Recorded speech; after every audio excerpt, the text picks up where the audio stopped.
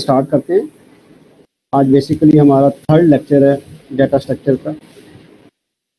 Hopefully जो पहले 2 lecture थे वो इंट्रोडक्शन के हवाले से, यूनिट 1 हमने जो कवर किया था उसमें आई डू होप सो कि आप लोगों को कोई इशू नहीं होगा, और वो कुछ बेसिक ऐसी चीज़ें थी कि जो ऑनवर्ड बहुत ज़्यादा यूज़ भी होंगी। आज आपको थोड़ा सा अंदाज़ा भी हो जाएगा, तो इस लिहाज से आज का हम ये स्टार्ट करते हैं। जो पहला इस वक्त जो है,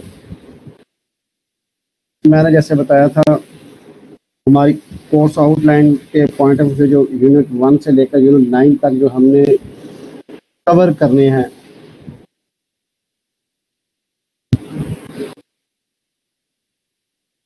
आवाज़ को मैं माइक में और ज़रा क्लियर कर लेता हूँ। अब अगर आवाज़ मुझे कोई रिस्पॉन्स करेगा कि आवाज़ अब सही आ रही है तो चलें, ठीक है जी, ऑलराइट।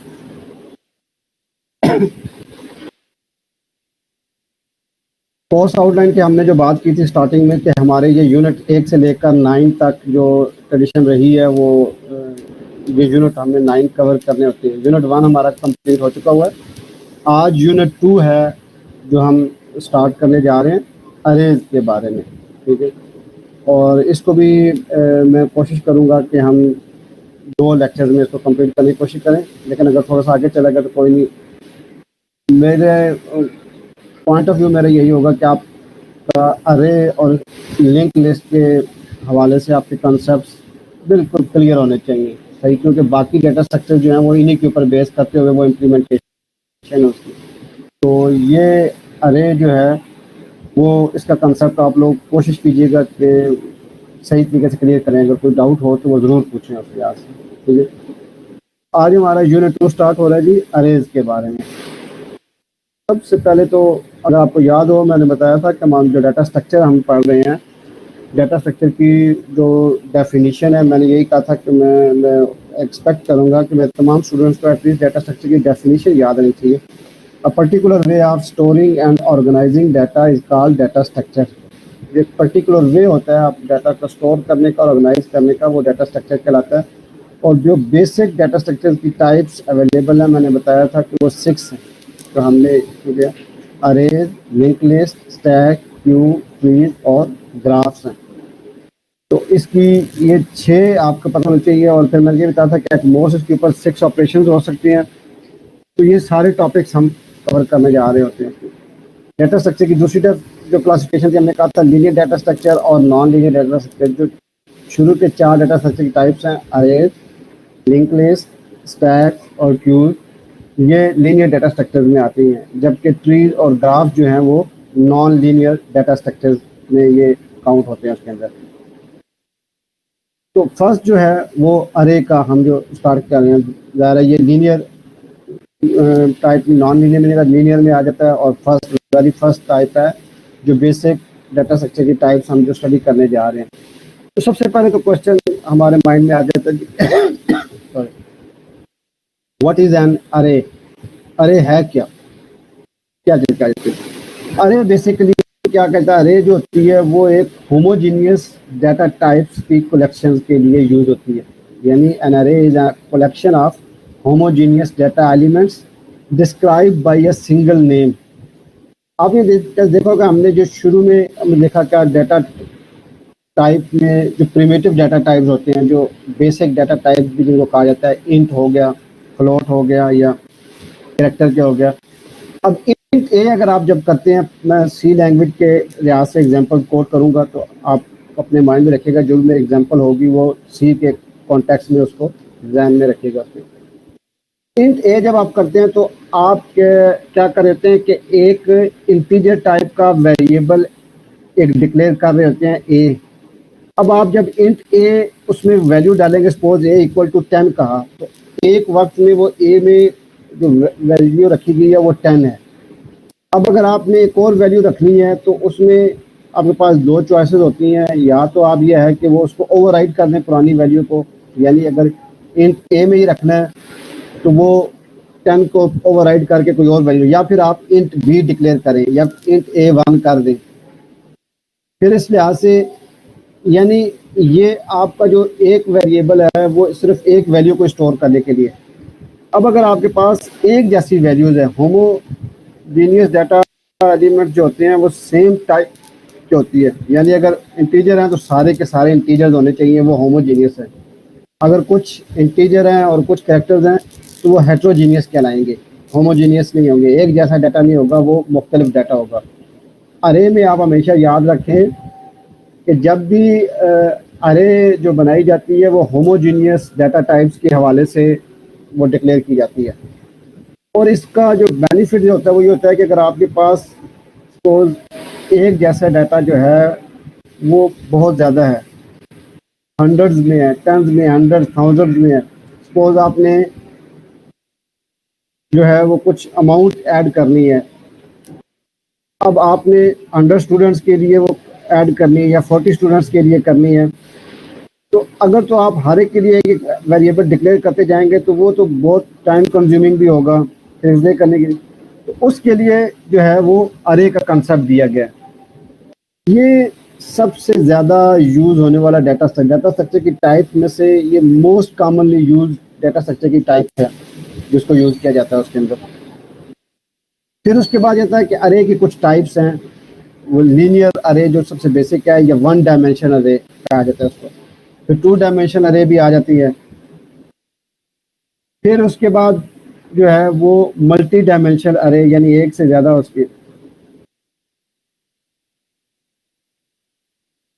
साउंड का मैंने चेक किया था, स्टूडेंट्स ने कहा था कि उनको साउंड आ रही है, आप अपने एंड पे चेक कर लें। चलें, ठीक हो गया, राइट।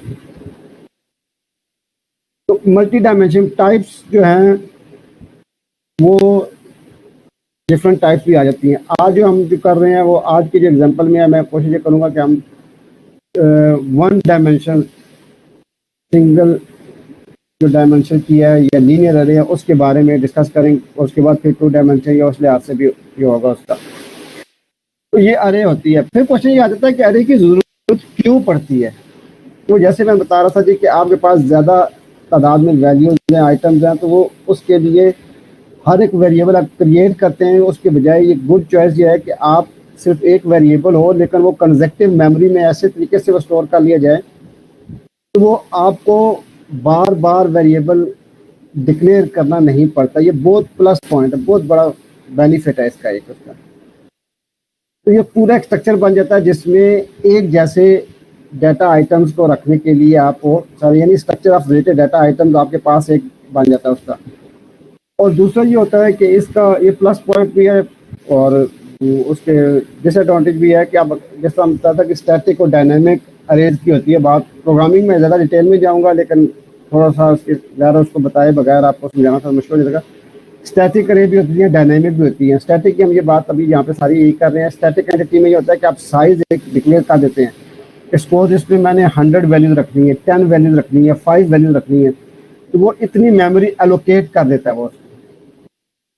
ये इस वजह से अरे को हम यूज करते हैं।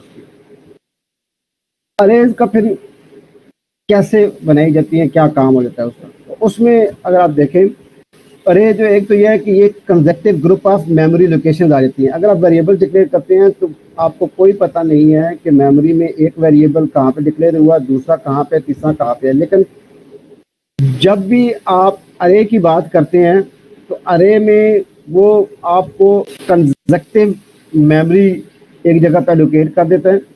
वो आपको फर्स्ट उसके एड्रेस तक ले जाएगा और उसके बाद फिर ये होगा कि आप उसका काउंटर बताएंगे और उसको उस लोकेशन पे जाके आपको वो उस पोजीशन पे जो वैल्यू पड़ेगी वो रिटर्न कर दिया करेगा।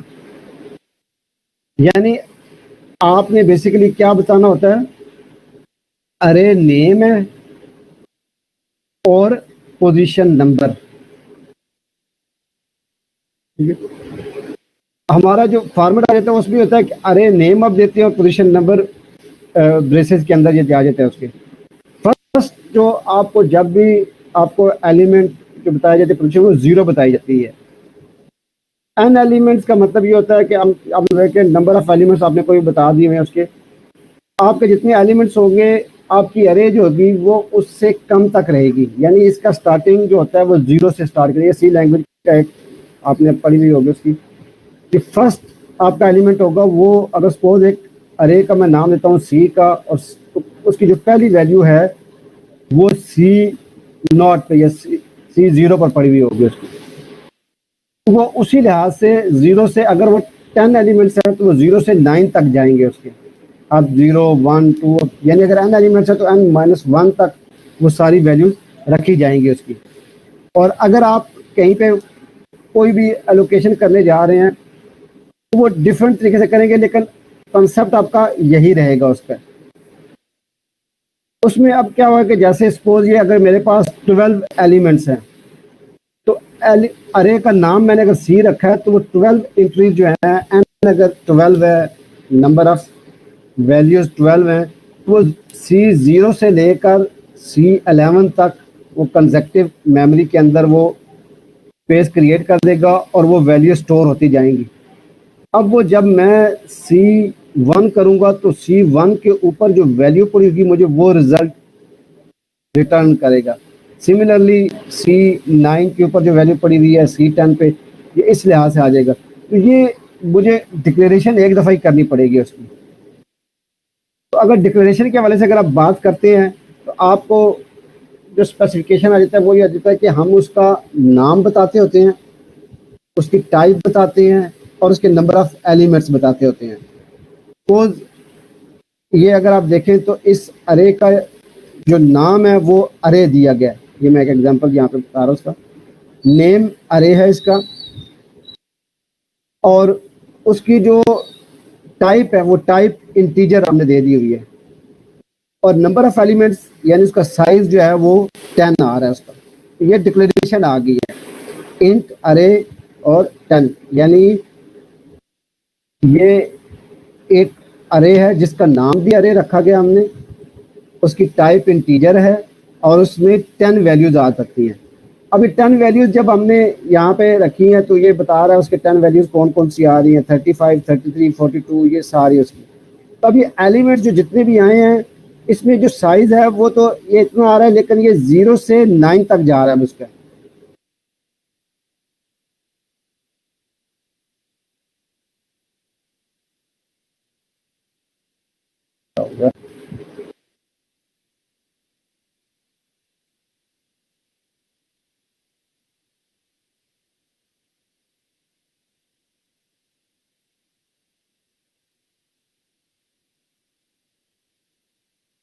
आप लोगों को स्क्रीन नजर आ रही है?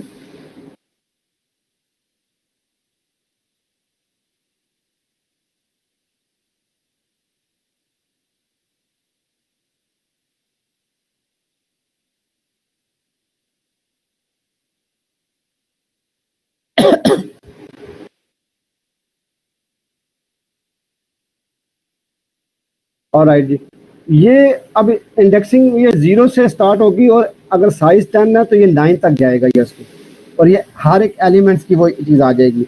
सिमिलरली अगर आप फ्लोट का, जैसे ये एग्जांपल है फ्लोट की है, तो फ्लोट की है 3 to 8 4 तक उसकी हमने ये बताई है साइज की, और ये उसका नाम आ जाएगा उसका।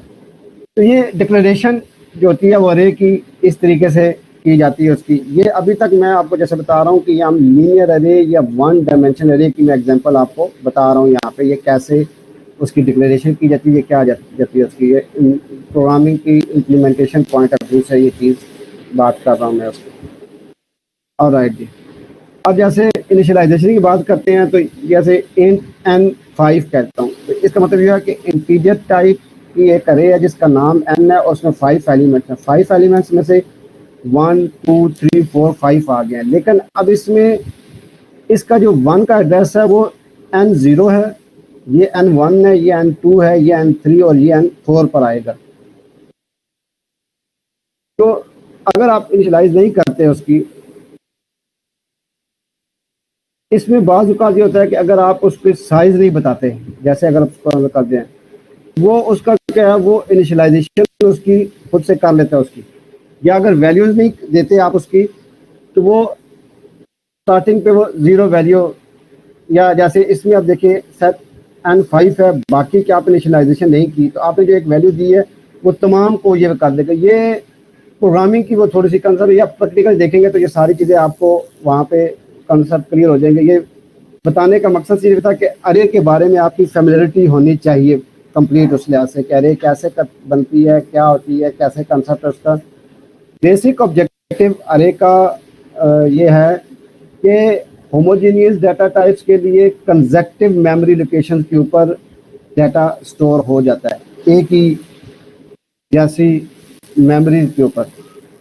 फिर उसके बाद अगर थोड़ा देखा जाए तो टू डायमेंशन अरे वो क्या होती है। टू डायमेंशन में यह जैसे है कि ये भाई अभी जो मैंने आपको वन डायमेंशनल अरे बताई है, तो आपने देखा होगा कि वो एक साइड पर इंक्रीज कर रही थी, यानी उसमें अभी जो आप ये एग्जांपल देखें तो इसमें रो एक ही है, लेकिन उसमें नंबर ऑफ एलिमेंट्स अगर ये 10 करेंगे तो ये 10 एंट्रीज आ जाएगी, 20 करेंगे 20 एंट्रीज आ जाएंगी, सिर्फ एक ही रो में एंट्रीज होती जा रही हैं। आप इसको रीड करेंगे, इसको रीड करेंगे, ऐसे रीड करते जाएंगे left to right, that's all. ये लीनियर अरे या वन डायमेंशन की जाती है।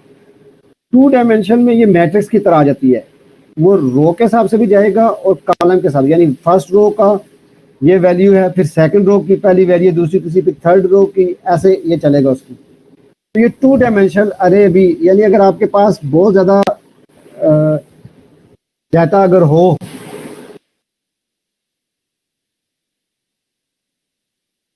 डिक्लेरेशन का क्या इशू आ रहा है। डिक्लेरेशन में मैं ये बता रहा हूँ कि अरे का सिंपल ये है, क्योंकि इम्प्लीमेंटेशन की आगे इसका एल्गो भी बताऊंगा जब इनके वो सारी चीज़ें, ये बेसिक बहरहाल आपका वो क्लियर होना चाहिए।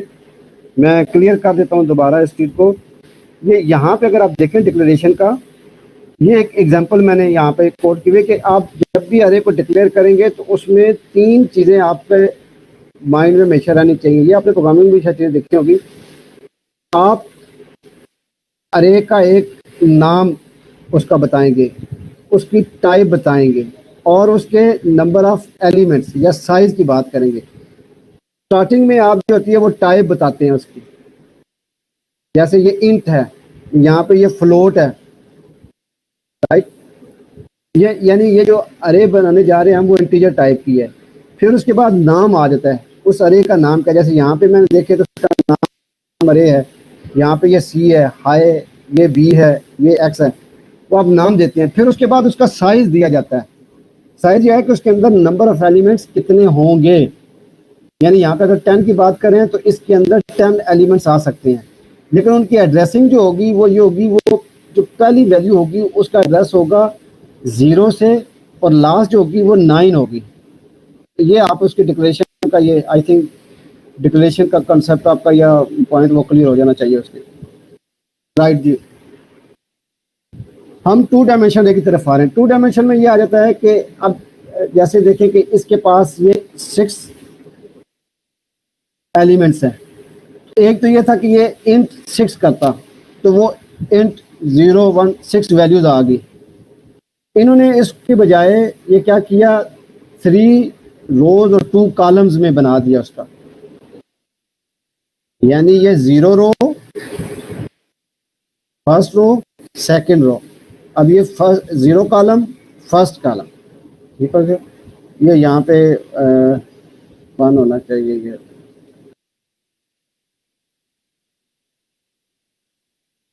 टू डायमेंशन अरे का अगर आप देखें तो मेमोरी में वो कंसेक्टिवली जाएगा उसका। जैसे ये अगर ये वन डायमेंशन की तरफ देखें तो उसमें A0, A1, A2, A3, A4, A5 होता है, लेकिन यहाँ पे इन्होंने आसानी के लिए कर दिया कि वो आपको डिक्लेरेशन में आसानी हो जाती है उसके अंदर। टू डायमेंशन में डाटा मैनिपुलेट आसानी से किया जा सकता है।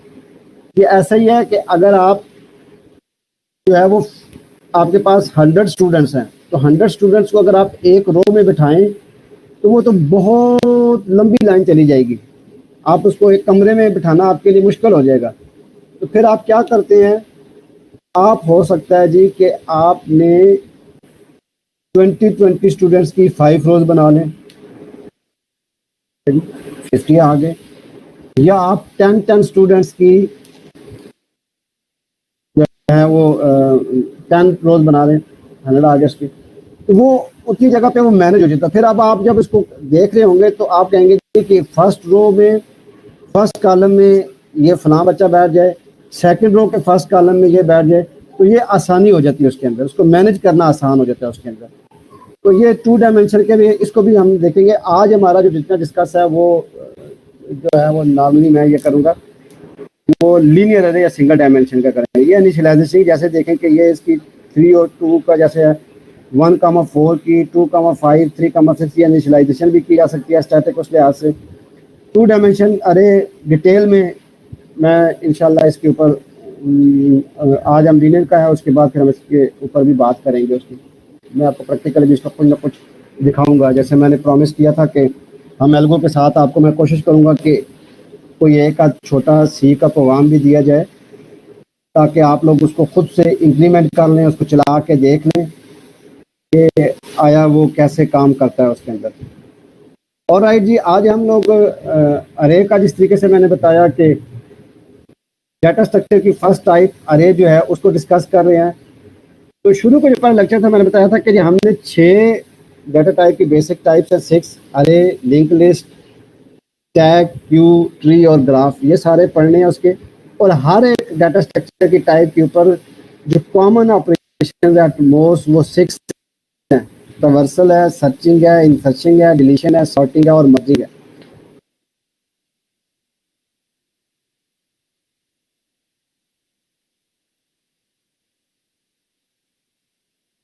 वेबसाइट अगर चौक हो गई है तो आप लोग फिर कैसे ज्वाइन किया हुआ आप लोगों ने? मैं तभी देखूँ आज स्टूडेंट्स की तादाद बहुत कम आ रही है,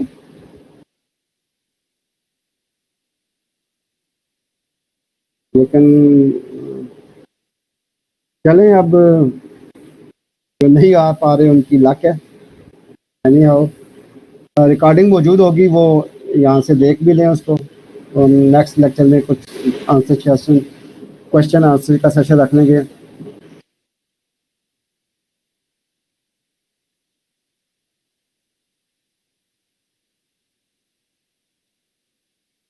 नंबर ऑफ स्टूडेंट्स को तो उनको अलाउ करना चाहिए कि एटलीस्ट जिनकी क्लास है वो ज्वाइन कर सकें। उसके लास्ट क्लास में तो 42 तक लिस्ट ज्वाइन किया हुआ था। पर चलें एनी हो कोशिश करते रहें, वो अगर वो हो जाता है तो, वरना मेरे ख्याल में वो सही साहब या रियाज साहब से रब्ता करें कि उनका मसला सॉल्व करें जिस तरह हो सकता है।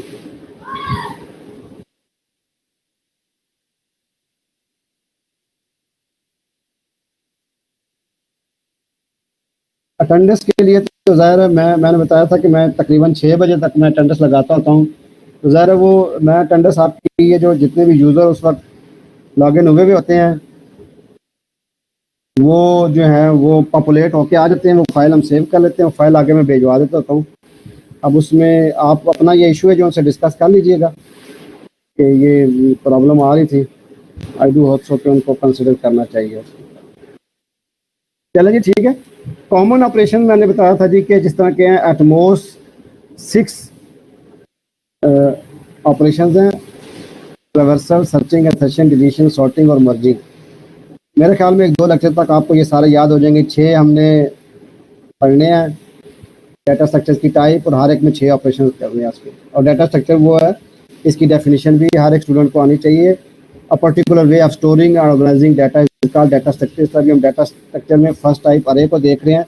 इसको डाटा का स्टोर करने का एक अपना पर्टिकुलर वे है, आपने अभी देख लिया कि कैसे होता है क्या होता है। अब उसके ऊपर ऑपरेशंस कैसे हो सकती हैं, यानी ट्रेवर्स कैसे करता है, सर्चिंग, इंसर्शन, डिलीशन और मर्जिंग कैसे होती है। अभी हम इसको देख लेते हैं। उसके सबसे पहले आ जाता है ट्रेवर्सल का, ट्रेवर्सल ऑपरेशन। ट्रेवर्सिंग में जैसे मैंने पहले बताया था, अभी ज़्यादा क्लियर हो जाएगा। उस वक्त कुछ स्टूडेंट्स को इशू आ रहा था जी कि ट्रेवर्सल क्या होता है। Traversal is the process of visiting each element of the अरे एग्जैक्टली वंस। जैसे ये रीड की कमांड होती है ना, आप रीड करते हैं, आप 1 by 1 करके रीड करते जा रहे हैं, तो दैट इज ट्रेवर्सल ऑपरेशन। तो ट्रेवर्सल में क्या होता है जी कि आपने 1 by 1 उसको रीड करते जा रहे हैं, पहले एलिमेंट को, फिर दूसरे को, फिर तीसरे को, फिर चौथे को, फिर पांचवें। यानी एक स्टार से आपने ले लिया, अगर हम अरे की बात कर रहे हैं तो ज़ाहिर है इसमें जो फर्स्ट इंडेक्स आएगा वो 0 आएगा। तो ट्रावर्सल में पहले आप 0 पर गए, इंडेक्स 0 पर, फिर 1 पर, फिर 2, 3, 4, 5, 6, अब तो जितना वो अगर n-1 तक, यानी मैंने बताया कि जितना साइज होगा, साइज से एक कम उसका आखिरी इंडेक्स होगा। ये जो स्टार्टिंग जो इंडेक्स होता है वो जो होता है लोअर बाउंड कहलाता है, और आखिरी इंडेक्स जो होता है वो अपर बाउंड। ये हमने कल लोअर बाउंड और अपर बाउंड की भी बातें कुछ की थी। आई डू होप सो के आप लोगों के माइंड में होंगी। तो इसमें होता क्या है कि लीनियर अरे जो है ना, element of linear array can be access directly only varying on index from lower bound to upper bound. सिर्फ आप क्या करते हैं कि उसका जो नाम है उसके आगे जो इंडेक्स है वो आप बता दें, तो उस इंडेक्स के ऊपर जाकर आपको वहाँ पे जो वैल्यू पड़ी होगी वो आपको रिजल्टेंट वो दे देता है उसके अंदर। ये ट्रावर्सल में आ जाता है उसके अंदर। यानी मिसाल के तौर पे ये एक एल्गोरिदम है ट्रावर्सल लीनियर अरे। आज आपको, क्योंकि एल्गोरिदम भी मैंने, अगर आपको याद हो, हमने जो पढ़ा था, मैंने बताया था कि हमारी स्ट्रेटजी ये होगी कि डाटा स्ट्रक्चर्स हैं, डाटा स्ट्रक्चर को पढ़ेंगे, उसके साथ हर डाटा स्ट्रक्चर की जो टाइप है उसके लिए हम कोई ना कोई सूडो कोड अरे बनाएंगे, उसका एल्गोरिदम बनाएंगे। एल्गोरिदम मैंने बताया था step by step solution to a given problem. आपको जो प्रॉब्लम गिवन होता है उसका स्टेप बाय स्टेप सॉल्यूशन देते हैं सूडो कोड की फॉर्म में। वो सूडो कोड क्या होता है? एक झूठा कोड, जाली कोड, जो कि प्रैक्टिकली चल नहीं सकता, लेकिन वो आपके कंसेप्चुअल होता है। आप उसके अगेंस्ट पूरा प्रोग्राम जो है वो बना सकते होते हैं उसके अंदर। तो जैसे ये एल्गोरिदम है, अब एल्गोरिदम में अगर आप देखें, इसका नाम रखा है मैंने एल्गोरिदम ट्रावर्स लीनियर अरे। एक लीनियर अरे के ट्रावर्स क्या, और उसके इनपुट आगे दी है। इनपुट या इंग्रेडिएंट्स क्या चाहिए, इसमें ए है और एन है, दो इनपुट वेरिएबल्स हैं जी। दो इनपुट वेरिएबल्स में क्या है जी, इसमें से ए जो है वो अरे का नाम है। Suppose let A be one dimension array. मैंने कहा अरे का नाम होता है, उसके एन जो है वो साइज है, अरे का साइज है। This algorithm traverse the array and applies the operation process to each element of the array. इसमें जो ऑपरेशन, ये अप्लाई ऑपरेशन रखा हुआ है, ये जो सारा लिखा हुआ है मैंने, ये कोई भी आप इसमें प्रोसेस लिख सकते हैं। प्रोसेस का मतलब कोई भी काम उससे कहें कि ये काम करो, ठीक है, ये कुछ भी हो सकता है। अब ये जो हमने एल्गोरिथम बनाया उसमें क्या मैंने बताया था कि इसके स्टेप्स दिए जाते हैं स्टेप बाय स्टेप। तो मैंने जो स्ट्रेटजी रखी हुई मैं कहता हूँ जी कि मेरे हर एल्गोरिथम के अंदर मैंने एक स्टेप देना होगा बिगिन का और एक एंड का। उसको बताना होगा यहाँ से अब एल्गो स्टार्ट हो रहा है और ये एक एंड हो रहा है। आपकी मर्जी है, आप अपना भी रख सकते हैं उसमें। अब स्टेप 2 में क्या है, एक हमने फॉर का लूप लगा दिया। फॉर का लूप क्या है जी, कि मैं कहता हूँ मैं हेलो,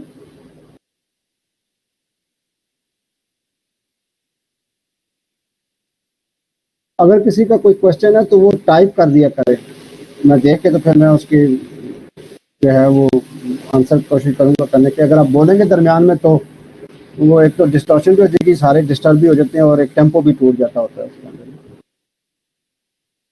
और फॉर का लूप मैंने लगाया 0 से n-1 तक, और बाई 1 स्टेप 1 जो है ना, यानी इंक्रीमेंट उसका एक किया है। आप सूडो कोड के अंदर मैंने बताया जो एल्गो लिखते हैं वो कोई भी लैंग्वेज कुछ भी आप लिख सकते हैं जो आपको समझ आ जाती है, क्लैरिटी होनी चाहिए उसके अंदर। तो ये कह रहा जी कि उसमें अब ये जो अरे बन जाएगी वो क्या है,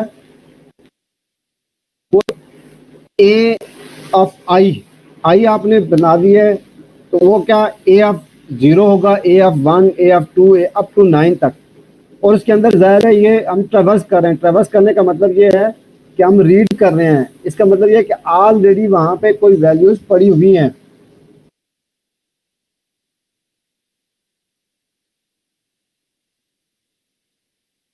जो भी आपकी वैल्यूज पड़ी होंगी उसके ऊपर कोई भी प्रोसेस करना है, सपोज उसको सिर्फ प्रिंट करना है, वो तो वो इस हर लूप के साथ ये चल जाएगा उसका और एंड हो जाएगा। फार का लूप और उसके बाद ये एंड हो जाएगा। ये ट्रैवर्स का एल्गोरिदम है। आज आपको थोड़ा सा एल्गोरिदम की भी प्रैक्टिकल फॉर्म नज़र आ गई हुई है।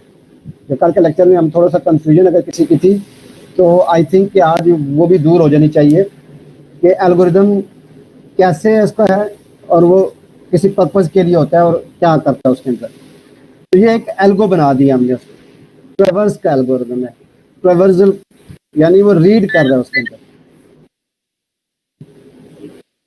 अब इसको जैसे मैंने प्रॉमिस किया था कि एक साथ मैं एग्जांपल भी बताया करूंगा। तो एक सी की एग्जांपल, तो ये जो एल्गो बनाया हमने, हम इसी की अगर हम थोड़ा सा देख लें तो ये सी का एक वाइड मेन का सिंटैक्स आप देख लीजिएगा। सारे के अंदर एवरेज एक निकालने की चाह रहे हैं हम। कोई भी प्रोसेस, मैंने बताया था प्रोसेस कोई भी हो सकता है। आप कोई भी प्रोसेस जो है वो कॉल कर सकते हैं, उसके अंदर कुछ भी कर सकते हैं उसके अंदर। तो ये मैंने कहा जी फ्लोट एक बना दिया उसके इंट, और ये यहाँ से अगर आप देखें तो ये एक अलग से फंक्शन को कॉल किया गया। फंक्शन ये नीचे उन्होंने अलग से कॉल किया हुआ है जो यहाँ पे कॉल हो रहा है उसके अंदर।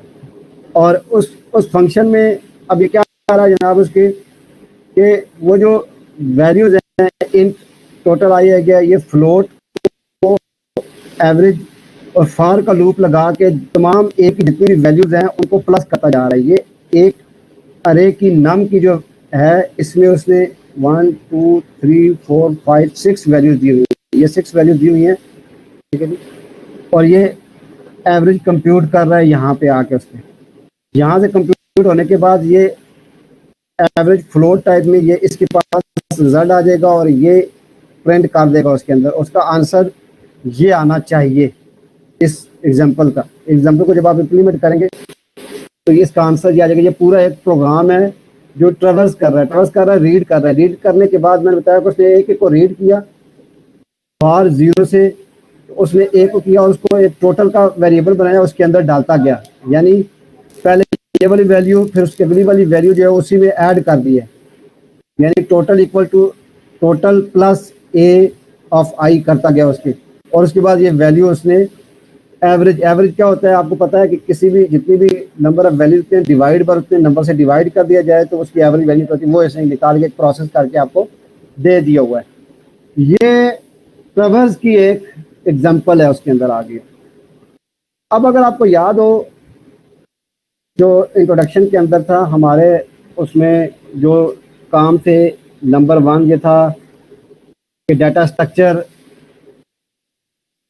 की वो टाइप क्या होगी। नंबर 2 में मैंने बताया था जी कि उसके लिए एल्गो बनाया जाए एक।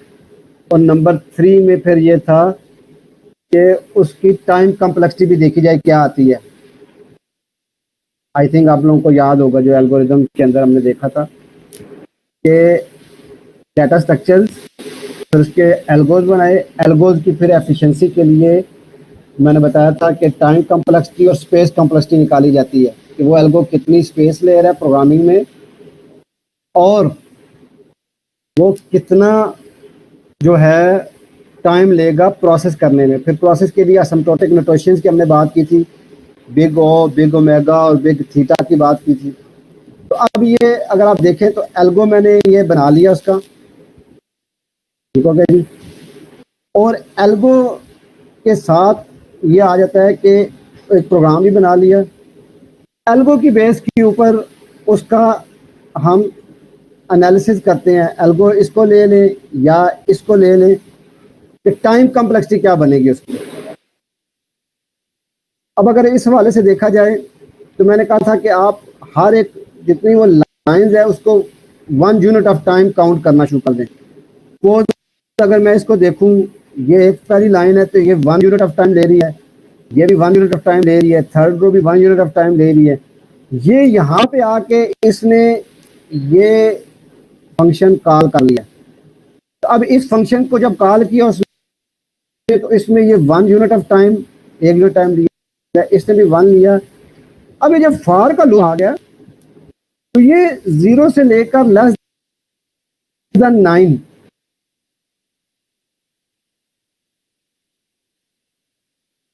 यानी जब आखिरी वैल्यू होगी वो जब पास होगी तो निकल आएगा।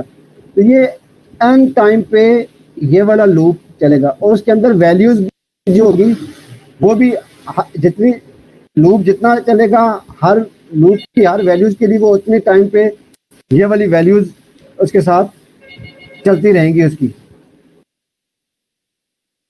तो ये भी एन हो जाएगा और इसके अंदर जो वैल्यूज आ रही वो भी एन के तौर पे रन करती रहेंगी उसके अंदर। और ये सेकंड ये है 1 आ जाएगा उसका, और ये भी 1 आ जाएंगे उसकी। अब अगर आप इसको काउंट कर लें सबको, अगर आप काउंट कर लें असमटोटे का अंदाजन जो हम काम करते होते हैं उसके अंदर, तो अगर जब आप काउंट करेंगे तो काउंटिंग में अगर आप देखें कि एनालिसिस ऑफ ट्रावर्सल ऑपरेशन, मैंने आगे ये बात की यहाँ पे उसके ऊपर एनालिसिस क्या क्या कि आप एग्जांपल के कोड को केयरफुली आप देखें उसको। The time to access the individual element is same, let's say 1 unit में। हर एक प्रोसेस को, हर एक ऑपरेशन को मैं ये कहता हूँ कि मैं ये 1 यूनिट ऑफ टाइम मैं बात कर रहा हूँ उसकी, ठीक है जी। अब अगर अरे का साइज n है और लूप n टाइम एग्जीक्यूट होगा तो लूप का टाइम जो है वो 1 यूनिट होगा। अब अगर आप इसमें देखें तो पहले मैंने बताया कि वो 1 यूनिट आ गया, अब ये यहाँ से ये लूप कॉल हुआ उसका, तो लूप में वो पहले 1 1 गया, फिर 2 दफ़ा n आया और फिर 1 1। आप इन सबको जब ऐड करें तो ये 10 + 2n आ जाता है। अब ये 10 + 2n में तो आप इसको अगर देखें तो बड़ी वैल्यू जो है वो n की आ रही है। ये जो है साथ कांस्टेंट जो होता है, कांस्टेंट हमेशा जो c आ रहा है ये इग्नोर कर दिया जाता है। यानी ये 2n अगर हो और 2000n हो, वो दोनों इक्वल ही होंगे। तो इसका मतलब ये हुआ कि इन सारी इक्वेशन के अंदर जो मैक्सिमम टाइम मुझे नज़र आ रहा है वो n नज़र आ रहा है, ठीक है। ये वर्स्ट केस यानी ज़्यादा से ज़्यादा जो टाइम ले सकता है ये n टाइम लेगा। और क्योंकि मैं वर्स्ट का देख रहा हूँ तो ये बिग O है, इसलिए ट्रावर्सल के लिए जो ये वाला एल्गो मैंने लिखा हुआ था, इसका जो टाइम कम्प्लेक्सिटी बनती है, टाइम होता है वो बिग O होता है। यानी ट्रावर्सल के पॉइंट ऑफ व्यू से अगर आप बात करेंगे तो जो आपके पास जितनी नंबर ऑफ वैल्यूज होंगी उतना टाइम ट्रावर्सल के लिए चाहिए होगा। सिंपल आप ध्यान में ये रख लें। मेरी बात समझ आ रही है आपको?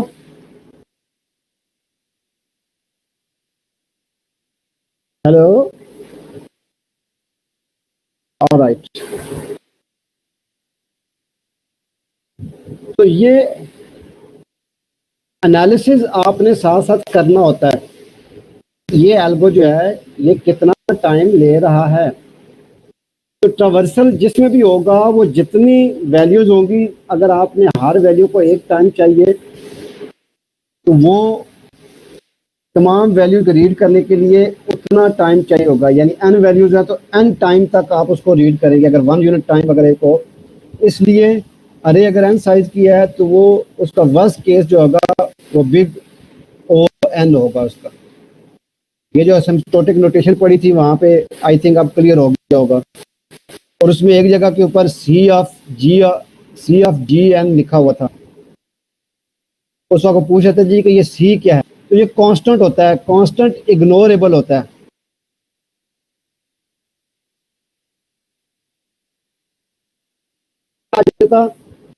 फिर वो बड़ी वैल्यू n स्क्वायर होती, फिर मैं इसको भी इग्नोर कर देता, ठीक है ना। हमेशा आपने वर्स्ट केस सिनेरियो के लिए लार्जेस्ट वैल्यू को कंसिडर करना होता है। कॉमन ऑपरेशन जो डेटा स्ट्रक्चर में उसमें से पहला जो ट्रावर्सल है उसको हमने डिस्कस किया है। मेरे ख्याल में ये बात क्लियर हो गई होगी, ठीक है जी। Is it clear?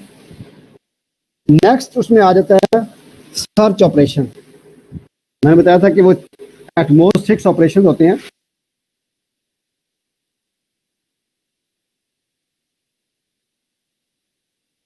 Search operation क्या होता है? Searching is the process of finding the location of given element in the linear array. आप गिवन अरे आपके पास कोई भी जो है, जैसे लीनियर अरे की हम अभी बात कर रहे हैं, आज हम वन डायमेंशनल अरे, लीनियर अरे पे डिस्कस करेंगे। उस अरे में से कोई एक एलिमेंट जो है वो आपको चाहिए, तो वो किसी न किसी लोकेशन पे जाके वो वैल्यू पड़ी हुई होगी, तो आपको वो एलिमेंट जो है वो ढूंढ के देने का जो प्रोसेस है वो सर्च कहलाता है, सर्चिंग है। Searching is the process of finding the location of given element in the linear array. Search is said to be successful if the given element is found, otherwise unsuccessful. अगर वो उस अरे के अंदर वो एलिमेंट है तो वो आपको मिल जाएगा, आपकी सर्च सक्सेसफुल है। अगर वो एलिमेंट उस अरे में नहीं है, वो आपको नहीं मिलेगा, उस सूरत में वो अनसक्सेसफुल हो जाएगी, रिजल्ट आपको वो ढूंढ कर नहीं देगा, पास आ जाएगा। तो सर्चिंग में जो दो basic approaches, very basic approaches दो हैं, वो है लीनियर सर्च और बाइनरी सर्च। सर्चिंग में दो अप्रोचेस हैं जो हम यहाँ पे डिस्कस भी करेंगे, बहुत बेसिक अप्रोचेस हैं, लीनियर सर्च है और बाइनरी सर्च।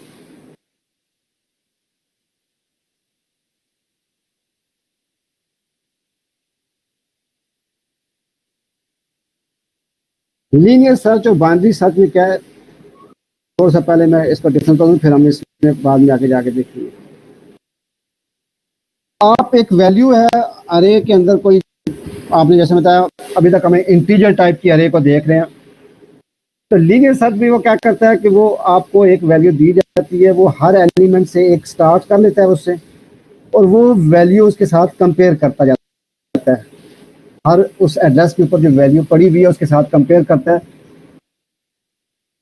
अगर वो मिल जाए तो वो आपको देता है, उसके बाद अगर ना मिले तो वो नहीं देता उसके बाद। बाइनरी सर्च जो है वो लीनियर सर्च से डिफरेंट है। लीनियर सर्च अनसॉर्टेड अरे के ऊपर आमतौर पर यूज करती है, यानी आपको डाटा वगैरह सॉर्ट करने की जरूरत नहीं है।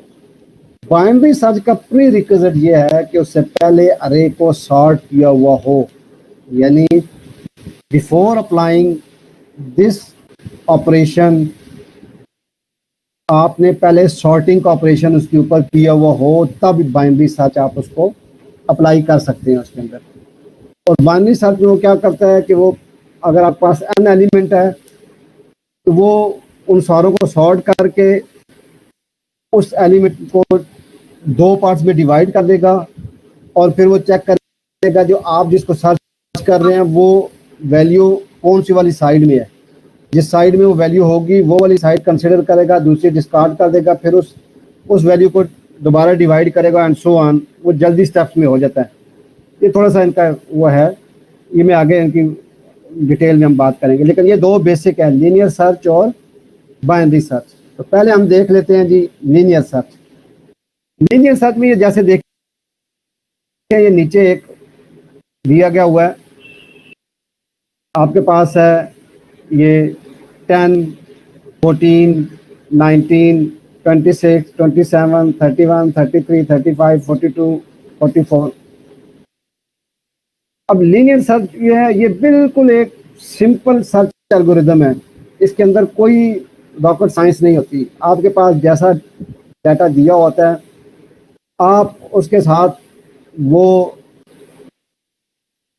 सर्च करना शुरू करते हैं, ये सीक्वेंशियल सर्च भी कहते हैं, यानी वन बाय वन आप उसके साथ, और हर आइटम के साथ आप उसको कंपेयर करते हैं। यानी ये 33 को आप देखें तो ये पहले इसके साथ कंपेयर की जाएगी, फिर इसके साथ, फिर इसके साथ, फिर इसके साथ, यानी इसके साथ कंपेयर किया, इक्वल नहीं आ रहा, नेक्स्ट आ जाएगा, इसके साथ कंपेयर करेंगे, इक्वल नहीं आया, फिर इसके साथ नहीं आया, फिर इसके साथ नहीं, फिर इसके साथ, फिर यहाँ पे ये आ जाएगा तो ये रुक जाएगा यहाँ पे, ये कहेगा जी ये सक्सेसफुल हो गया जी, मुझे आंसर मिल गया।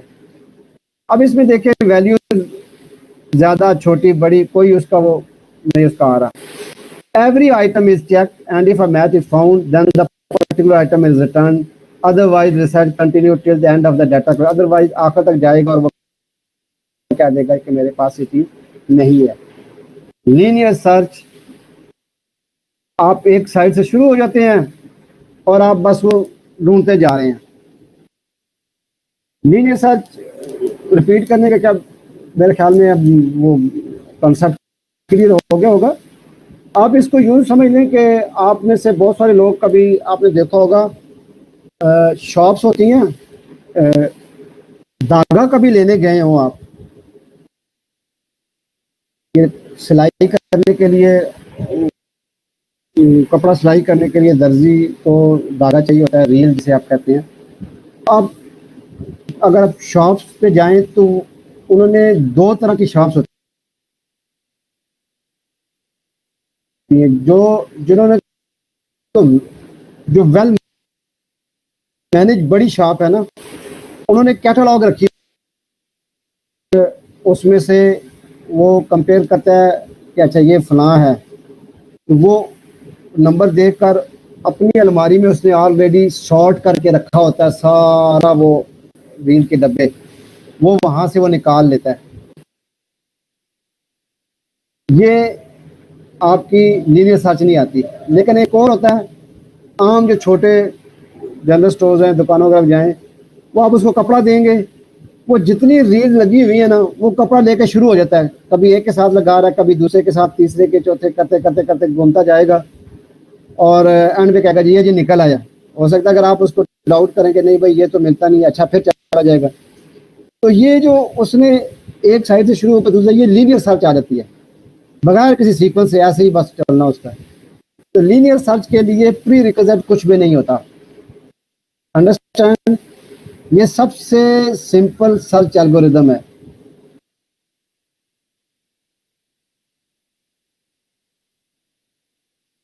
तो इस सीरियल नंबर को डायरेक्ट अप्रोच नहीं, आपने एक जीरो से स्टार्ट लेकर हर एक के साथ कंपेयर करते जाना है। अभी मैं जब बाइनरी सर्च बताऊंगा फिर आपको हो सकता थोड़ा सा इसके साथ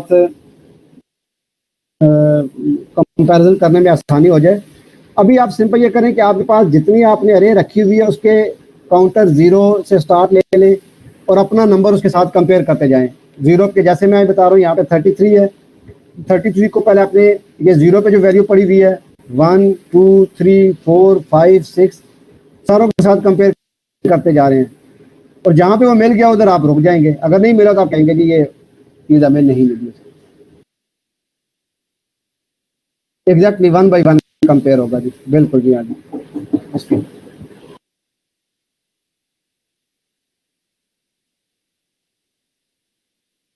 तो ये एक उसका एल्गोरिदम है लीनियर सर्च का।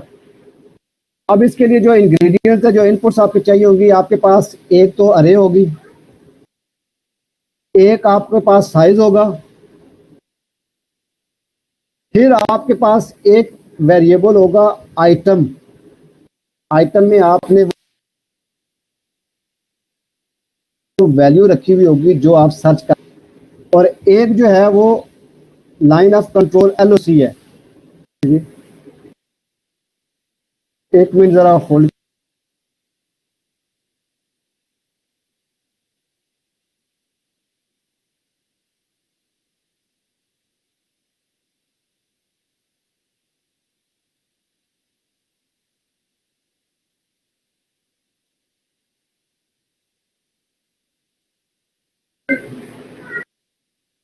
अच्छा, इसमें चार आपके पास आ जाते हैं।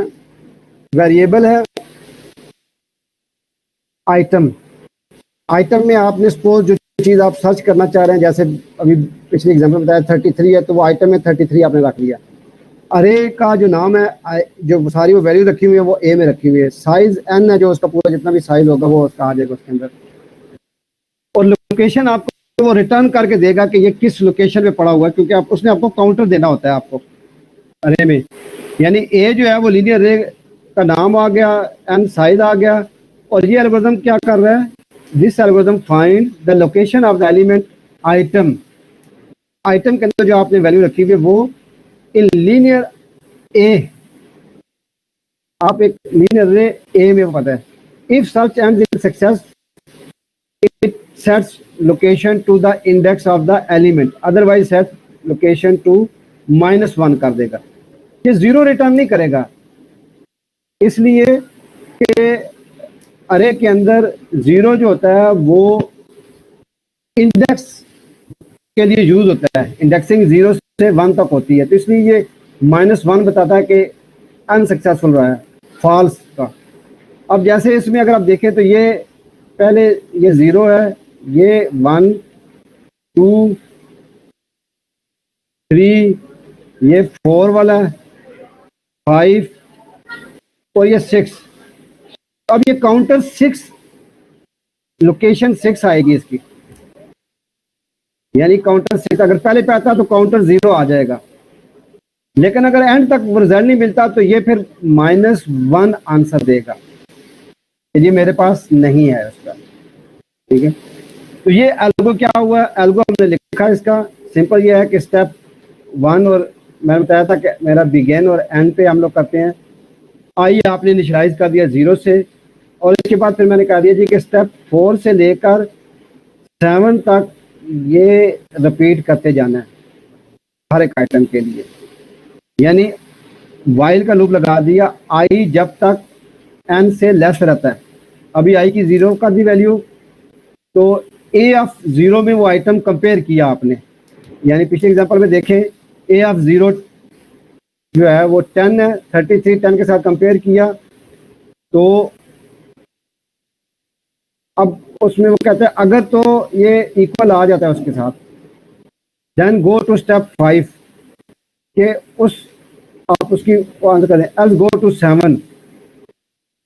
अगर तो वो आ जाता है तो आप उसने लोकेशन उसके अंदर वो डाल दी उसके अंदर, अदरवाइज क्या कर दिया कि वो इक्वल नहीं आया उसके, तो फिर आपने इंक्रीमेंट कर दिया आई के अंदर, ये स्मॉल आई लिखा था कैपिटल आई आ गया, आई की वैल्यू आपने लोकेशन पे डाल देनी थी ना कि भाई इसमें वैल्यू पड़ी हुई है, 0 है तो वो लोकेशन 0 आ गई, अदरवाइज आई में 1 कर दिया, अब काउंटर 0 की जगह पे 1 हो गया, फिर वापस वो आया 4 पे, अब ए ऑफ 1 को चेक किया, अगर तो सही है तो ये आ जाए, वरना फिर ये यहाँ पे आ गया, नहीं आया जी उसके ऊपर। अगर आप देखें तो ये आई ऑफ 0 पे भी नहीं है, आई ऑफ 1 पे भी नहीं है, आई ऑफ 2 पे भी नहीं है, 3 पे भी नहीं, 4 5 6 पे ये इक्वल आ गया, तो इसने स्टेप 5 पे आ गया। स्टेप 5 पे वो कह रहा जी कि ये आई की वैल्यू 6 है, लोकेशन 6 आ गया, एग्जिट कर दिया, यानी ये जो आपकी जो वैल्यू है जो आप सर्च करना चाह रहे थे वो इस लीनियर अरे के इंडेक्स नंबर 6 के ऊपर अवेलेबल है, पड़ी हुई है, मौजूद है। एन जो होता है वो नंबर ऑफ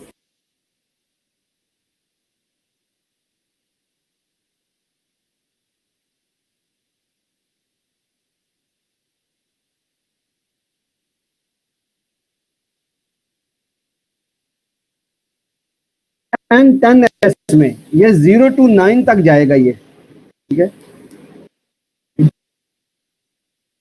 इसलिए वो लेस देन एन तक, क्योंकि आखिरी वैल्यू n-1 होती है तो लेस देन एन तक वो चलेगा लूप उसके, आप एंड दे देंगे। लीनियर सर्च की बात हो रही है, यहाँ तक सबको समझ आ रही है या नहीं आ रही? मैंने कोशिश ये की है कि आप लोगों के क्वेश्चंस को भी साथ साथ आंसर करता जाऊं, प्रॉब्लम ना रहे। बहरहाल आखिर में भी हम लोग 10 मिनट का मैंने जैसे प्रॉमिस किया हुआ था कि एंड पे करेंगे, अगर कोई लेट आता है या किसी को कोई इशूज है तो वो भी हम दोबारा उसको एड्रेस कर दिया करेंगे। ओके जी, सो फार सो गुड। लीनियर सर्च अरे क्या होती है, उसका एल्गो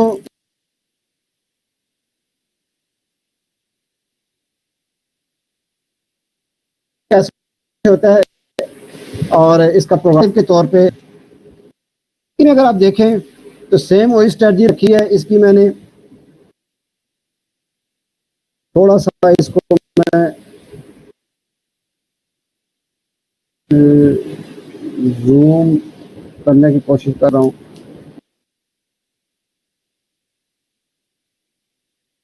ओके जी, ये अगर आप देखें तो ये सी का है, इसमें क्या यहाँ पे इनिशियल पोजीशन वेरिएबल कर दिया, ये अरे वैसे ही आगे जो अभी पीछे ट्रावर्स में हमने एग्जांपल यूज की तो वही एग्जांपल यूज कर रहे हैं। Enter the number two find from अरे, हम फाइंड करना चाह रहे हैं, ये आ गया इसका।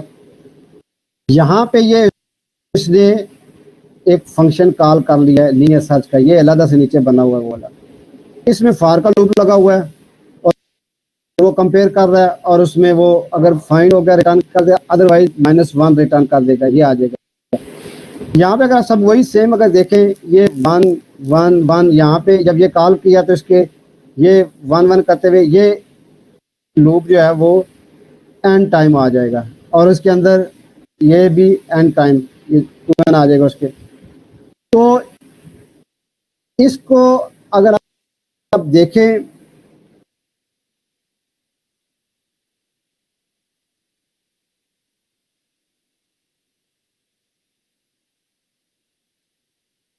वो इसका फर्स्ट जो है वो उसमें वो कहता है जी पहला एक आउटपुट भी नीचे आई है, इसको हमने प्रैक्टिकल किया है, 5 एंटर किया है, तो 5 इस अरे में नहीं था तो उसने इसको -1 आंसर दिया। जबकि मैंने जब दोबारा 44 किया तो उसने इसको कहा जी कि ये काउंटर नंबर 3 के ऊपर पड़ा हुआ। 3 कैसे, ये 0 1 2 3 ये लोकेशन उसने बता दी उसके अंदर। बात में क्लियर हो रही है ना? तो ये एक एग्जांपल भी हमने एल्गो की प्रैक्टिकल इम्प्लीमेंटेशन भी देख ली हुई है। मेरी आप लोगों से यही होगी कि आप लोग ये जो मैं प्रोग्राम दे रहा हूँ एटलीस्ट आप इसको सी में रन करके इसको एग्जीक्यूट करके देख लें। तो सी के वो डेव सी बड़ा इजीली एडिटर मौजूद है, वो इंस्टॉल भी नहीं करना पड़ता, जस्ट रन होता है उसके अंदर, ये प्रोग्रामिंग करें और उसको एक दफ़ा चला के देख लें तो आपके एल्गोज भी क्लियर हो जाएंगे और इम्प्लीमेंटेशन का भी ये पता चल जाएगा उसके अंदर, और साथ साथ कॉन्सेप्ट भी आपके क्लियर होते जाएंगे। मैंने जी ये एग्जांपल हमने उसकी देख ली। अब ये आ जाता है कि इसका ज़ाहिर है हमने एल्गो देखा, उसकी एग्जांपल देखी, तो उसका एनालिसिस भी होना चाहिए। एनालिसिस के पॉइंट ऑफ व्यू से जब हम बात करते हैं तो अगर आप देखें तो एक एग्जांपल को गौर से देख लें। इसमें 2 पॉसिबल सिनेरियोज हैं। एक तो ये हो सकता है जी आपने जो नंबर आप ढूंढ रहे थे, आपकी खुशकिस्मती ये हो सकती है कि वो पहले ही जो उसका पॉइंट है अरे का काउंटर 0 जो है वहीं पे वैल्यू पड़ी भी हो, ठीक है। In the best possible case the item में अकर एट फर्स्ट पोजीशन, 0 पे आ जाता है। In such case the search operation terminates in success with just 1 comparison, एक यूनिट ऑफ टाइम में आपका ये आ गया। ये बेस्ट केस सिनेरियो, वो हमने एनालिसिस में आपको याद हो सिनेरियोज पढ़े थे, 3 सिनेरियोज की बात की थी, worst case scenario, best case scenario और average case scenario. Best case मैंने बताया था कि मिनिमम यूनिट ऑफ टाइम को रिजल्ट दे दें। तो लीनियर सर्च अरे में पॉसिबल ये है, आपकी लक हो सकती है कि आपको पहले ही यूनिट के ऊपर वैल्यू मिल जाए, वेरी गुड, ये बेस्ट केस सिनेरियो। ऐसी सूरत में जस्ट 1 आपका वो टाइम उसका आ सकता है उसका, ये ओमेगा 1 भी कह सकते हैं, थीटा 1 भी इसको कह देंगे, ठीक है। उसके अगर जी बिग ओ भी कह सकते हैं 1 उसका जी, ये टाइम उसका। However, the worst case occurs when either the item is present at last position or missing from the array। अच्छा ये भी हो सकता है जी आप जो वैल्यू ढूंढने जा रहे हैं वो अरे की आखिरी पोजीशन पे पड़ी हो, तमाम पूरा फॉर लूप आपने चला लिया और आखिर में आपको वैल्यू मिली, पॉसिबल है। दूसरा ये भी हो सकता है पूरी अरे आपने टाइम लगा के छांट ली, वो आपको मिला ही नहीं। तो अब ये है जो सक्सेस सिनेरियो, इस दोनों के सिनेरियो जो हैं, लास्ट में मिल गया या नहीं मिला। अब जब लास्ट में मिला तो इस केस में क्या हुआ, search terminates in success with n comparison. आपने सारे कंपैरिजन किए ना,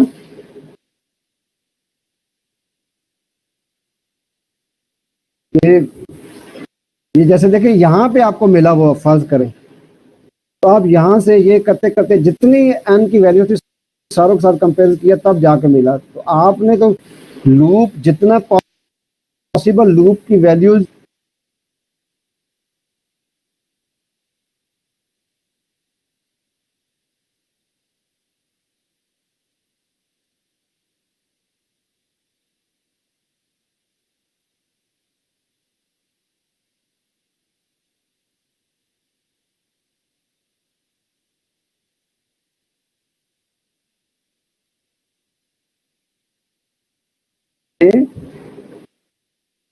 सारी अरे चेक कर ली, आपको वैल्यू मिली ही नहीं, आंसर -1 में आ गया। तो ये 3 सिनेरियोज बन सकते हैं ना उसके।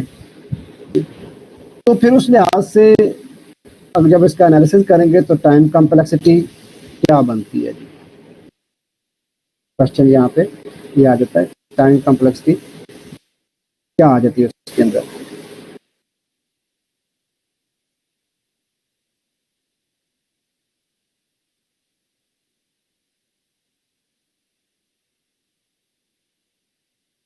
इसमें यह हुआ कि बेस्ट केस सिनेरियो के लिए लीनियर सर्च का टाइम कॉम्प्लेक्सिटी यूनिट 1 टाइम बन रही है, ओ ऑफ 1 ओमेगा ऑफ 1 भी आप कह सकते हैं उसको। जबकि वर्स्ट केस सिनेरियो के लिए ओ ऑफ एन बनेगी, यानी वो जितने नंबर ऑफ एलिमेंट जितने कंपेरिजन किए हुए हैं, इस साथ थोड़ी सी मैंने उसकी एक्सप्लेनेशन भी दे दिया ताकि हमें कॉम्प्लेक्सिटी ऑफ 1 और ऑफ एन में कोई इसमें समझने की मुश्किल नहीं है। और 1 का मतलब यह है कि it requires constant time to perform operation like to reach an element in constant time as in case of dictionary. आप डायरेक्ट डिक्शनरी खोलते हैं ना, डायरेक्ट वहां पे चले जाते हैं, 1 यूनिट टाइम आप पेजेस ओपन नहीं करते रहते। तो हमने जब ग्रोथ ऑफ रेट में देखा था तो हमने बताया था फंक्शन के अंदर कि constant time is the best time किसी भी एल्गोरिदम का जो होता है, तो जितना भी कांस्टेंट टाइम है वो सबसे बेस्ट होता है। और big O of n means यह है कि depend the value of n to perform operation such as searching an element in array of n element। वो कहता है जितने n का साइज होगा आपका सर्चिंग का टाइम भी उतना ही लगेगा। ये लीनियर सर्च ऑपरेशन की बात हो रही है।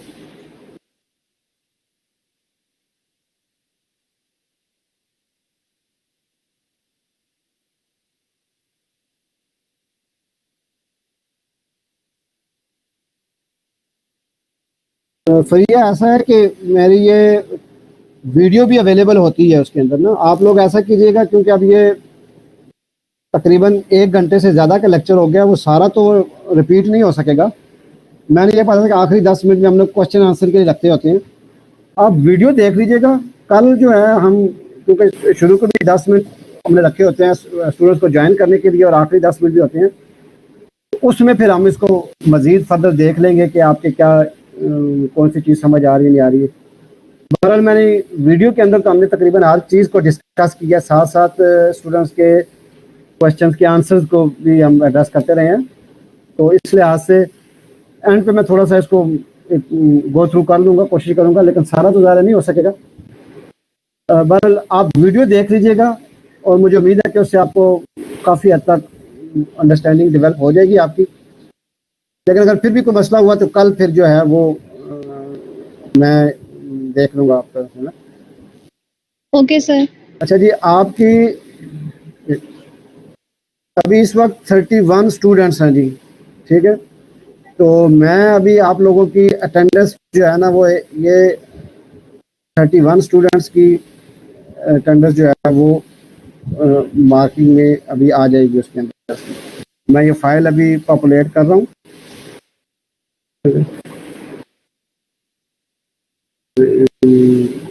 स्टूडेंट्स जो है वो एक एक सेकंड के लिए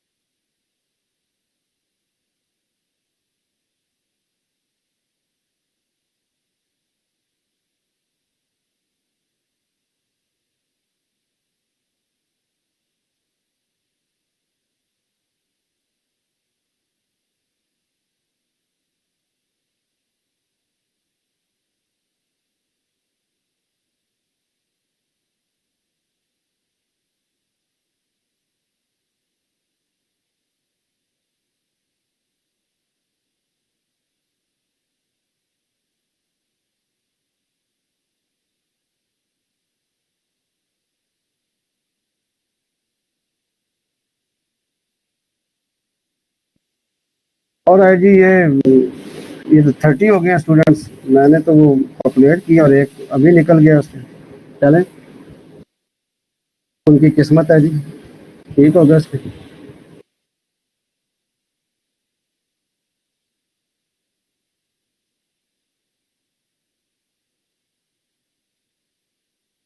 अभी इस वक्त 30 स्टूडेंट्स हैं जी, इनकी जो अभी है इनकी अटेंडेंस हो गई है। बाकी अगर आपके जो कंसर्न है, जेन्युइन कंसर्न हुए तो वो इंशाल्लाह एड्रेस होंगे। आप सईद साहब और उनसे, मैंने कहा था रियाज साहब से आप राब्ते में रहें, तो उसको हो जाएगा। और है जी लीनियर सर्च का, यहाँ तक मेरा ख्याल है कि ये आपको काफ़ी हद तक बात क्लियर होगी। सेकंड जो था इसका, अब इसकी कुछ लीनियर सर्च के ऑपरेशंस के कुछ एडवांटेजेस हैं और कुछ डिसएडवांटेजेस। जो हमने लीनियर सर्च, मैंने कहा कि बहुत सिंपल और बेसिक एल्गोरिदम है जो सर्चिंग के लिए यूज होता है। एडवांटेज इसका ये है, it's a very simple approach. दूसरा एडवांटेज ये है, वर्क्स वेल फॉर स्मॉल अरे। थोड़ी सी अगर वैल्यूज हैं, आप ठीक है सारों को वो उसमें से चेक करते रहें उसके अंदर से। थर्ड इसका एडवांटेज ये है, use to search when the elements are not sorted. अगर आपके पास अरे जो है वो सॉर्टेड नहीं है, रैंडमली डाटा पड़ा हुआ है, कोई डाटा बड़ी वैल्यू पहले आ रही है बाद में आ रही है, ऑर्डर्ड में नहीं है, तो वहाँ के लिए लीनियर सर्च सूटेबल है। एट द सेम टाइम इसके कुछ डिसएडवांटेजेस भी हैं। लेस एफिशिएंट इफ द अरे साइज इज लार्ज।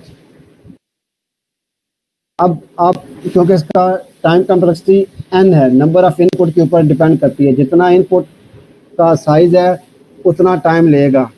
अगर 10 आपके पास एलिमेंट्स हैं तो वो यूँ समझ लीजिए कि वो अगर 1 यूनिट टाइम ले रहा है तो 10 यूनिट टाइम लेगा। अगर आपके पास 10,000 एलिमेंट्स हैं, इसका मतलब ये होगा वो 10,000 यूनिट ऑफ टाइम लेगा। ये तो फिजिबल नहीं है। अगर आपके पास 1 मिलियन रिकॉर्ड्स हैं, इसका मतलब ये होगा कि 1 मिलियन यूनिट ऑफ टाइम वो उसके लिए लेगा। तो लेस एफिशिएंट इफ द अरे साइज इज लार्ज। तो ये वहाँ पे बिल्कुल, वहाँ पे आके ये सर्च, लीनियर सर्च का ये वाला को ये बेकार हो जाता है उसके अंदर। ज़ाहिर है टाइम एफिशिएंसी नहीं रहती, उसकी टाइम कम्प्लेक्सिटी इतनी बढ़ जाती है। सेकंड डिसएडवांटेज ये है कि if the elements are already sorted, linear search is not efficient. जब ऑलरेडी आपके पास सॉर्टेड है तो आपको अंदाज़ा हो गया जी कि मेरे पास अगर ये ऑर्डर्ड में नंबर 1 से लेकर 10,000 तक हैं और आप नंबर जो फाइंड कर रहे हैं वो 9,999 नंबर पर वैल्यू पड़ी हुई है। अब आपको वो ज़ीरो से काउंटर से उसको कंपेयर करना शुरू हो गए हैं, तो वो अप्रॉक्सीमेटली 10,000 यूनिट टाइम लेगा वहाँ तक जाने के लिए, क्योंकि वो तो 1 बाई 1 करता जा रहा है। अब हालांकि आपको पता है कि अगर वो सॉर्टेड है तो वो वैल्यू वहाँ पे होगी, तो वो यहाँ पे आपकी सारी एफर्ट बेकार चली जाएगी उसकी। तो ये लीनियर सर्च ऑपरेशन के कुछ एडवांटेजेस हैं और कुछ डिसएडवांटेजेस हैं। क्लैरिटी होगी जी इसकी। अब हम आ जाते हैं बाइनरी सर्च की तरफ, यानी जहाँ पे ये फेल हो जाएगी तो फिर उसके बाद कोई ना कोई सर्च तो हमने करना है ना, ये तो नहीं है कि इसको। Binary search is a search algorithm. In this type of search, an item or value is searched in a sorted array by repeatedly dividing the search interval in half. इसमें अब क्या करते हैं, जैसा मैंने पहले बताया था कि इसका कुछ प्री रिक्विजिट्स हैं। बाइनरी सर्च के लिए अरे का सॉर्टेड होना ज़रूरी है। अरे आप पहले उससे सॉर्ट, असेंडिंग ऑर्डर या डिसेंडिंग ऑर्डर, एक तरतीब में आपने डाटा सारा ऑलरेडी ऑर्डर में रखा हुआ है। जब तक वो ऑर्डर में नहीं होगा बाइनरी सर्च आप उस पर अप्लाई नहीं कर सकते। अब इसमें वो क्या करता है, वो कहता है जी कि आपने हर दफ़ा पूरी अरे जो आपको है वो 2 हिस्सों में तकसीम कर देनी है, डिवाइड कर देनी है। डिवाइड कैसे करनी है, begin with an interval covering the whole array. पूरी अरे को लिया आपने first time. If the value of search key is less than the item in the middle of the interval, आपने क्या किया, पूरी अरे ली और उसमें से उसका मिडल पॉइंट ढूंढ लिया। अरे का ज़ाहिर है आपके पास नंबर ऑफ एलिमेंट्स तो नाउन होते हैं ना, 0 से लेकर 9 तक या 10 तक है, उसमें से उसका मिड पॉइंट लोकेशन फाइंड कर ली। अब वो जो मिड पॉइंट लोकेशन फाइंड कर ली है, उस मिड पॉइंट पे जो वैल्यू पड़ी हुई उसके साथ आप जो आइटम की वैल्यू ढूंढ रहे हैं उसको कंपेयर करेंगे। तो आपके पास 3 पॉसिबल सिनेरियोज हो सकते हैं। क्या हो सकते हैं जी? 3 पॉसिबल सिनेरियोज। नंबर 1 हो सकता है वो जिसके साथ आप कंपेयर कर रहे हैं वही वाली वैल्यू आपको चाहिए हो।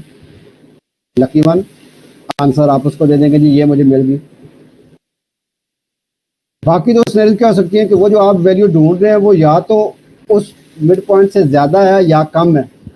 ऐसा भी हो सकता है ना कि वो जो आप वैल्यू ढूंढ रहे हैं वो उस पॉइंट से बड़ी है या छोटी है। अगर तो वो उससे छोटी है तो उससे बड़े से आगे वाली सारी वैल्यूज को आप डिस्कार्ड कर देंगे। यानी क्या कर दिया मैंने, अगर पढ़े ना, if the value of the search key is less than the item in the middle of the interval, narrow the interval to the lower half, otherwise narrow it to the upper half, repeatedly check until the value is found और interval is empty. मेरी बात आपको समझ आई या नहीं आई? चले एक दो एग्जांपल्स हैं, इससे मैं समझाने की कोशिश करता हूँ आप लोगों को। तो ये एग्जांपल 1 है, फिर एक एग्जांपल 2 एग्जांपल मैंने रखी है बाइनरी सर्च के, क्योंकि बाइनरी सर्च काफ़ी ज़्यादा इंपॉर्टेंट है। आपका कंसेप्ट इस पर क्लियर होना चाहिए, क्लियरिटी ऑफ थॉट्स होनी चाहिए, बिल्कुल। तो मेरे पास ये 14 एलिमेंट्स हैं, 6, 13, 14, 25, 33, 43, 51, 53, 64, 72, 84, 93, 95, 96 एंड 97। और मैंने इसमें से 33 को फाइंड करना है। राइट जी, 17 एलिमेंट्स हैं, सॉर्टेड है ना, देखिए एक सीक्वेंस में है। ऑलराइट, तो जब ये मेरे पास ये वैल्यूज आ गई हैं तो एक ये 0 काउंटर है, इसको थोड़ा सा मैं जूम कर लेता हूँ। ये 0, 1, 2, 3, 4, 5, 6, 7, 8,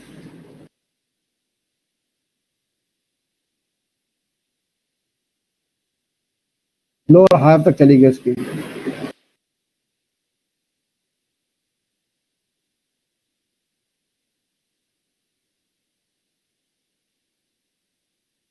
ये मेरे ख्याल में मैंने थोड़ी लिस्ट कर दी है, 1, 2, 3, 4, 5, 6, 7, 8, 9, 10, ये 15 वैल्यूज हैं। सॉरी, ठीक है ना, वो 14 लिखी है, 0 to 14 आई है, 15 है उसकी। 33 को मैं सर्च करना चाह रहा हूँ, तो ये वैल्यू जो है वो, ये लोअर जो वैल्यू उसकी उससे लेकर हाईएस्ट जो वैल्यू है काउंटर है, इन दोनों के दरमियान में कहीं वैल्यू ये एग्जिस्ट कर रही होगी। मैं इसको सर्च करने जा रहा हूँ उसके। अब पहला पॉइंट इसका क्या किया, मैंने मिड निकाला। मिड कैसे निकालेंगे? लोअर प्लस अपर, यानी 0 प्लस 14 डिवाइड बाई 2 किया, मिडल निकल आया उसका। तो ये क्या, 0 प्लस 14 डिवाइड बाई 2 7 आता है, तो इंडेक्स 7 पे ये 53 आ गया। अब ये मिड आ गया ना इसका, तो मिड के साथ 33 को कंपेयर किया तो ये इसकी इक्वल तो नहीं है, नहीं है जी, इक्वल नहीं है। तो फिर क्या है, ये इससे लेस है। जब इससे लेस है तो मैंने इसके राइट साइड वाला सारा डिस्कार्ड कर दिया, मुझे अब ये नहीं चाहिए, ये सारा मैं, अब मेरा हाई वैल्यू जो है ना वो इससे मिडल से -1, ये अब हाई हो गई है और ये लो हो गई है, यानी अब अरे मेरे पास आधी रह गई है। ठीक है, अब इसका फिर मैंने मिड ले लिया दोबारा, इसका मिड जो है वो ये आ गया। इसके साथ जब कंपेयर किया तो ये इसके इक्वल तो नहीं है, लेकिन इससे बड़ा है। इससे बड़े का मतलब ये हुआ कि ये इससे लेस जो है, ये सारा मैंने डिस्कार्ड कर दिया, इसको मुझे इसकी ज़रूरत नहीं है, ये सारा डिस्कार्ड हो गया। इधर का मैं पहले डिस्कार्ड कर चुका हुआ हूँ जी। अब इतनी अरे रह गई है, इसमें से भी मैंने मिड निकाल लिया, ये मिड आ गया। अब मिड के साथ जब कंपेयर किया तो ये इससे लेस में है, इससे लेस में ये वाली आ गई। अब ये लो भी है और हाई भी है, एक ही वैल्यू आ गई ये वाली। और इसके साथ जब इसका मिड निकालने की कोशिश करूँ यही निकलेगा, तो अब ये मेरे पास रिजल्टेंट वैल्यू आ गई। इस इंडेक्स को मैं आंसर कर दूंगा उसके अंदर। इज इट क्लियर जी? ये आज तक की यहीं तक सेकंड एग्जांपल में, फिर मैं इसके नेक्स्ट हम देख लेंगे। यहाँ तक आई डू होप सो कि आपको क्लियर हो जाए ये मसला। अभी अगर किसी का आज के लेक्चर में थोड़ा बहुत कुछ क्वेश्चन है तो वो पूछ लें, अदरवाइज फिर हम इसको सेशन को लीव करते हैं। काफ़ी डिटेल में मैंने कोशिश की है कि मैं इसको कराऊं, कोशिश मैंने की है कोई भी चीज़ रह ना जाए उसकी। बाकी इट्स अप टू यू कि आप इसको किस हद तक अंडरस्टैंड करते हैं क्या उसको। कोई अगर क्वेश्चन है तो कह दें, 4 मिनट है हमारे पास। चले जी, गुड, लास्ट वाला क्लियर हो गया। अभी जब बाइनरी एग्जांपल 2 करेंगे तो मज़ीद क्लैरिटी आ जाएगी। फिर उसके बाद हमने इसका एनालिसिस करना है और इसकी टाइम कम्प्लेक्सिटी निकालनी है। तो ये बाइनरी सर्चिंग का भी हो जाएगा। फिर उसके बाद इंसर्शन, डिलीशन, सॉर्टिंग, मर्जिंग, हर एक ऑपरेशन को हमने देखना है अरे के लिए। फिर डुप्ली के लिए भी देखेंगे जल्दी जल्दी। फिर बाकी फिर उसमें लिंक लिस्ट, स्टैक, कोई सारे ऐसे ही चलेंगे हमारे। यानी अभी आप लोगों को किसी हद तक अंदाज़ा हो गया होगा कि हमारा लेक्चर का स्ट्रक्चर कैसे है, स्टाइल कैसे है उस लिहाज से। और मैंने पूरी कोशिश की है कि जितने सिंपल तरीके से हो सकता है आप लोगों को सिंपल एग्जांपल्स और साथ एल्गोज और प्लस एग्जांपल के साथ एक आध प्रोग्रामिंग कोड भी दूँ साथ, ताकि आप लोग खुद भी उसको कुछ कर सकें। लीनियर क्योंकि सिंपल है, बहुत सिंपल है, लेकिन वो हर जगह पे एप्लीकेबल नहीं हो सकता।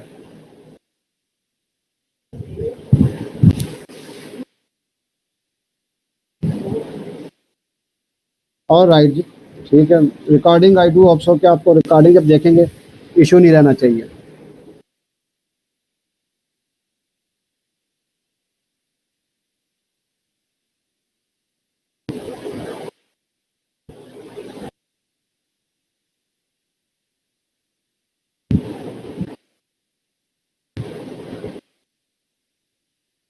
एग्जाम्पल भी है प्लस इसमें जो आपको कोड दिया गया ना, आपके जो अंडरस्टैंडिंग के पॉइंट से बेसिक ऑब्जेक्टिव ये था कि आपको डाटा स्ट्रक्चर का पता होना चाहिए, और उस डाटा स्ट्रक्चर का अगर कोई एल्गो है तो एल्गो की टाइम कम्प्लेक्सिटी निकालनी आपको आनी चाहिए। ठीक है।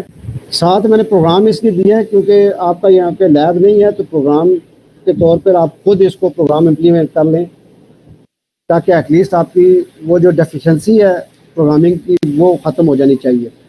आप खुद भी इस प्रोग्राम को बजाय लिखने के सिर्फ ये है जो प्रोग्राम मैंने यहाँ कोड दिया हुआ है इसको इम्प्लीमेंट कर लें। आंसर भी साथ मैंने दिए हैं ताकि आपको पता चल जाए कि आपका आंसर क्या आना चाहिए, क्या आ रहा है, नहीं आ रहा उसको।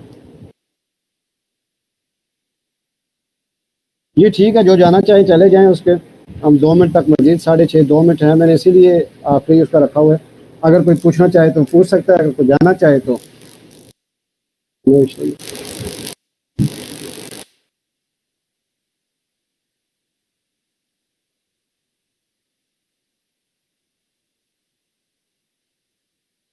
ये रिकॉर्डिंग यहीं पर आपको अवेलेबल होती है। जब आप ये देखते हैं वहाँ पे लिंक्स जो है प्रेजेंटेशंस के, मैंने लेक्चर्स के अंदर बेसिकली जो पिछले 2 लेक्चर थे उसकी पीडीएफ भी बना के अपलोड कर दी है सिंपल से। यानी वो डाउनलोड कर सकते हैं आप उसको, पीडीएफ जो है उसका।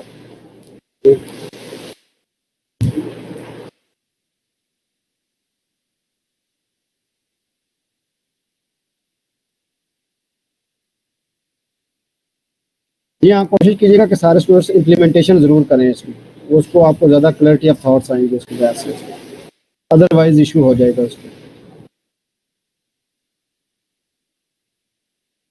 चलें जी, आज का सेशन फिर एंड करते हैं।